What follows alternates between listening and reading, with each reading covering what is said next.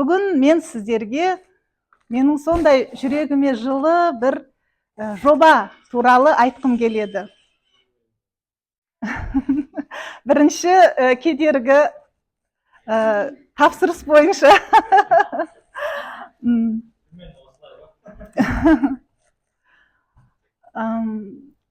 Бұл менің өзімнің хоббиім ғана емес, өз көшбасшылық қабілеттерімді, адамдармен араласу стильдерімді, адамдарды тыңдау, ұйымдастыра алу дағдыларымды шыңдау мүмкіндігі болды.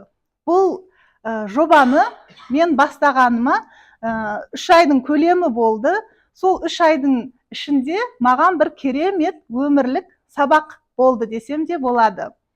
Араларыңызда кітап оқуды жақсы көретіндер бар ма? Қол көтересіздер ме? Рахмет, Жанин. Не істеу керек сонда? Не істеу керек? Енді біз әртүрліміз ғой, адамдар әртүрлі, 8 миллиард. Соның 1 миллиарды кітап оқуды жақсы көру мүмкін. Ал 1 миллиарды трец оқуды жақсы көру мүмкін. Ал 1 миллиарды ешнәрсе істемеуді жақсы көру мүмкін. Сол себепті мен де кітап оқығанды жақсы көретіндердің арасындамын. Біз негізінде көбінесе әлем әдебиеттерін мен оқыдым. Қарасам, қазақ әдебиетінің менде өте көп олқылықтар бар екен. Қазақ әдебиетінде көптеген классик туындыларды мен оқымаппын. Сіздер оқыдыңыздар ма? Қазақ әдебиетінде мысалы Алаш арыстары деген бар, Жүсіпбек Аймауытов, Мағжан Жұмабаев. Олардың туындыларын оқығандар бар ма?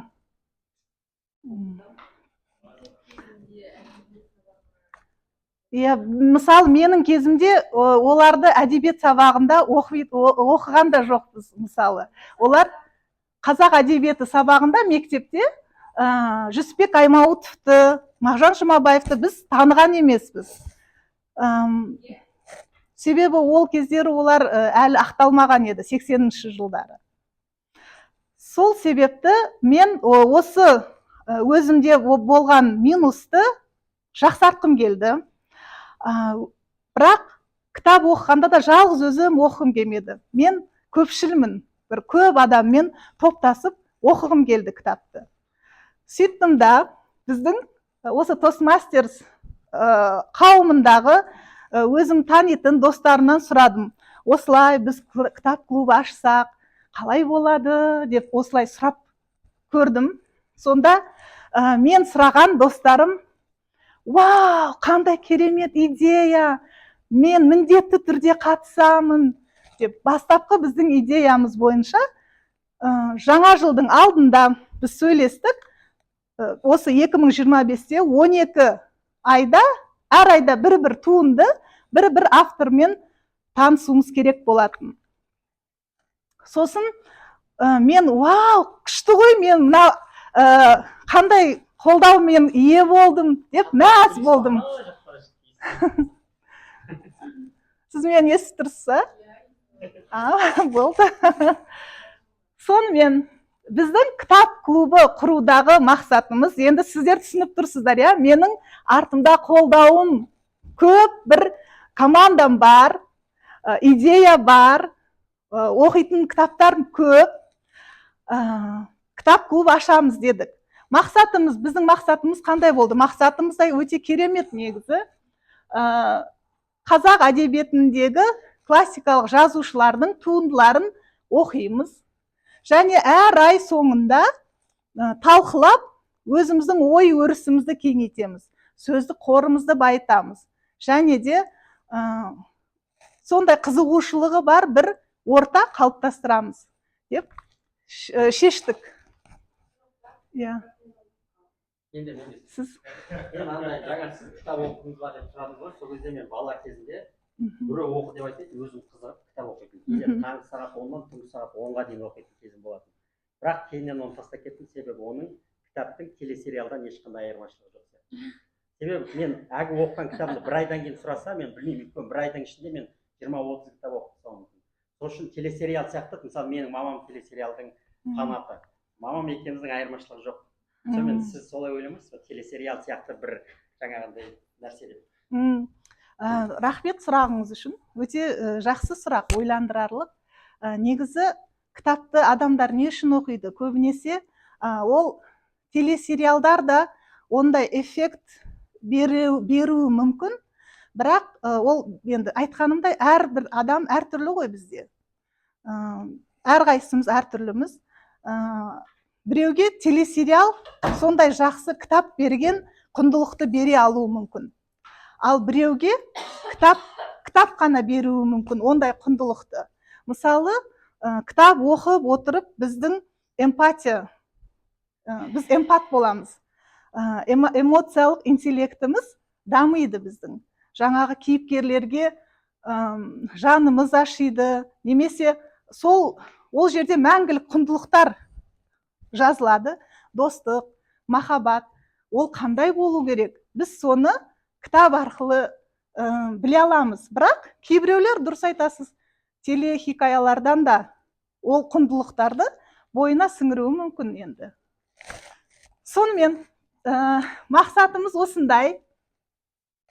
Жоспарладық, не істеуіміз керекпіз деп. Әлеуметтік желілерде парақшаларды аштық.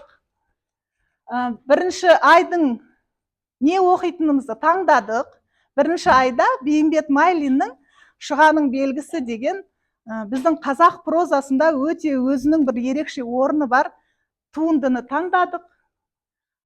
Сосын әр кездесу сайын біз көп адам келеді деп ойладық. Мен тіпті өзім қатты қорықтым.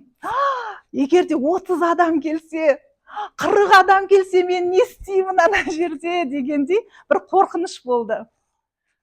Сосын жайлы бір ортада пікірталас жүргізіп, өз ойымызға ой қосамыз деп. Әркімнің біздің байқағанымыз бойынша, әр адам, мысалы, мен бір оймен келсем, 5 адам да ойын айтса, мен бір оймен қайтпаймын, мен 6 оймен қайтамын. Сондай пікірталастың жақсы жақтары да бар. Сосын біздің кездесулерімізге бір қарапайым ережелер енгіземіз деп шештік. Сонымен бірінші ай бітті. Мен әлі, вау, бәрі оқып жатыр, чатта барлығы реакция қалдырып жатыр деп қуанып жүріп, енді кездесуге келемін. Кездесуге 6 адам келеді.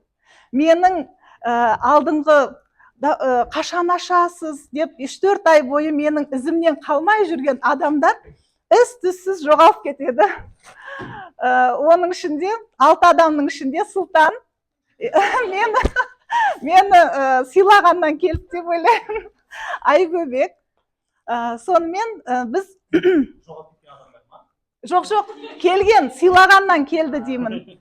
Сосын өзімнің қызым бар. Иә, тегін әрине. Жоқ. Біреуі менің қызым. Сонда 3 адам, басқа келген, өз еркімен келген 2 адам. Екінші айдағы кездесуіміз. Біз екінші айға өте жақсы туындыны таңдадық. Біздің біз біріншісінде 6 адам қатыстық. Иә. Екіншіде ақпан айы аз ғой бізде, 28 күнге 2 қысқа әңгіме таңдадық. Кездесуге қанша адам келді деп ойлайсыздар? 3 адам келді. Енді лайфхак бар соған. Айтыңыз. Кеше жаңа ғана Инстаграмнан оқыдым. Астанада Хазірет Сұлтан мешітінде андай не болған? Ауызашар емес, андай қадір күні болып жатқан, сол кезде біреуден сыр шыққан бір газель келгенде осы тегін тамақ таратады деген. Мешіт бос қалған. Сол сияқты сізге де лайфхак, егер мына жерде тегін палау бірдеңе десе,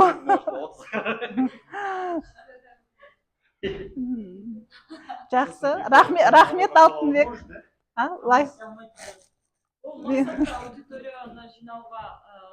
Кедергі келтіреді. Иә. енді дәл сол қалпы емес, негізі басқа жалпы идея ретінде рахмет, ол да болады екен. Палау болмаса да, мысалы Қазақстан шоколадын мысалы беріледі десем, 10 адам келеді деп ойлаймын. Сұлтан, сіз маған сұрақ қойғыңыз келді ма? Жоқ. Нұрәли, сіз?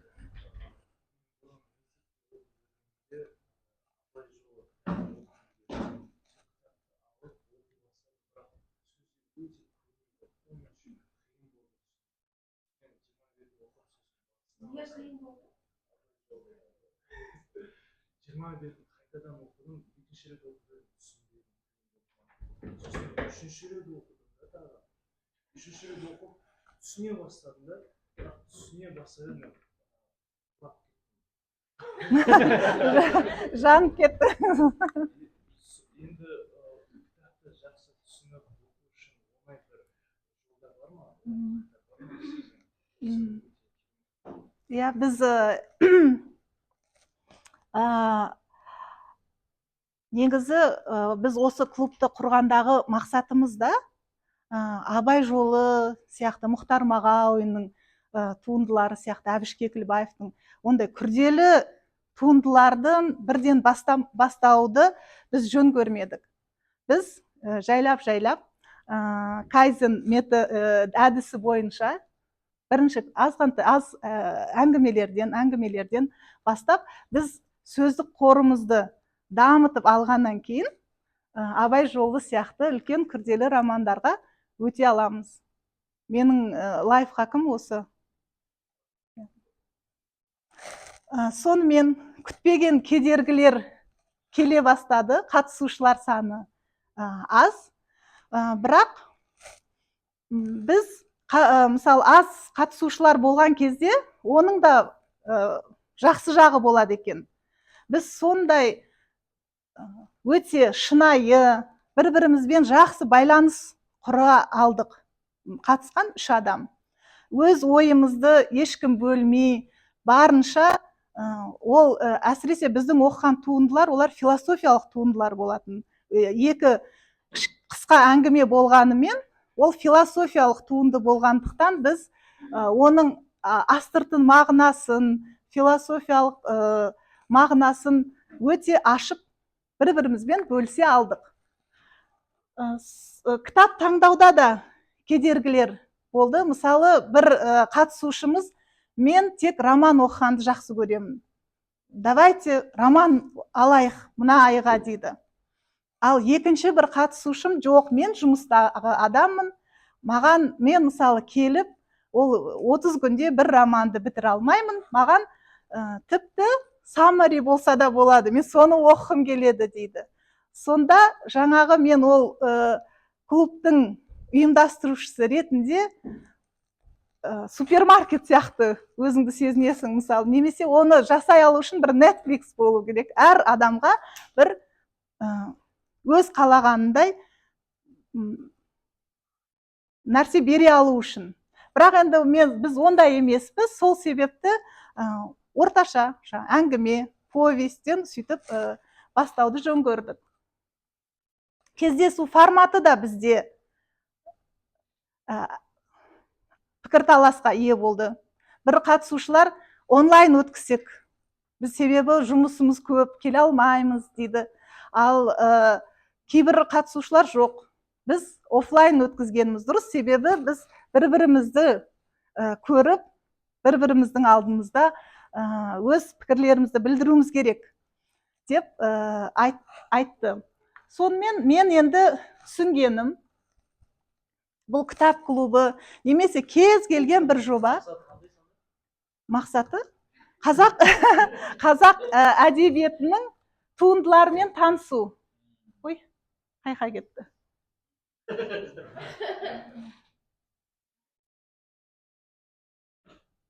Қазақ әдебиетінің туындыларымен танысу, сосын өзіміздің сөздік қорымызды байту, ой өрісімізді кеңейту. Енді ең қарапайым мақсат осы 3 мақсат. Жаңағы мен айтайын дегенім,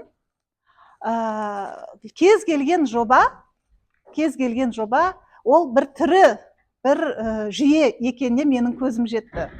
Мысалы біз оны бастадық, ол біздің дәл жоспарлағанымыздай өтпеуі мүмкін. Ол өзінің өмірін сүріп жатады. Оған біз бейімделуіміз керекпіз. Немесе ол жобаны біз өзімізге ыңғайлы етіп, бейімдеп алуымыз керекпіз. Осы жерде де біздің көшбасшылық дағдыларымыз дамиды, шыңдаймыз. Біз қандай шешімдер қабылдадым ұйымдастырушы ретінде. Мен, егер де менен басқа бір адам келетін болса, кездесу болады деп қабылдадым. Егер де ешкім келмейтін болса, онда қызымды алып келемін, екеуміз отырып сөйлесеміз, екеуміз үшін де жақсы бір мүмкіндік кездесуге деп. Ой талқы, мысалы, кітапты оқып болғаннан кейін сол кітаптан алған ойымызды сол жерде талқылаймыз деген сөз. Әркім жаңа айтқанымдай, бұл жерде кездесудегі ой талқы жүргізудің ең жақсы жағы, мысалы сіз өзіңіз бір оймен келгеніңізде, 10 адам келсе, 10 адамның ойын тыңдағаннан кейін сіз 11 оймен қайтасыз. Мысалы сіз көре алмаған нәрселерді ол жерде байқайсыз. Мысалы біз шұғаның белгісін талқылаған кезімізде, ол жерде үш ұрпақтың адамдары отырды. X ұрпағының, Y ұрпағының адамдары, миллениалдар, сосын зумерлер отырды. Мысалы, сол кезде зумерлердің қалай кітапты оқып, қандай пікір оларда қалыптасқанын білу өте қызықты. Мысалы, олар үшін біздің қандай пікірден болғанымыз, ол кітапты оқып, ол қызықты болды. Пікір алмасу, ой талқы деген. Кездесулер айтқанымдай офлайн болады, және де менің инициативам бойынша әр кездесуде жаңа бір модератор болғаны дұрыс деп қабылдадым. Одан кейін бізде сценарий бойынша бір 3-5 сұрақ болғаны, ол бәріміз үшін тиімді болады деген шешімге келдім.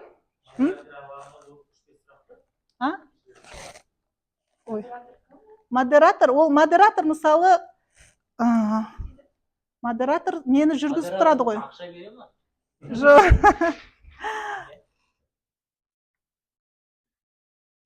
Әр кездесуде жаңа модератор, жаңа тостмастер сияқты әркімге сөз беріп отырады. Сондай.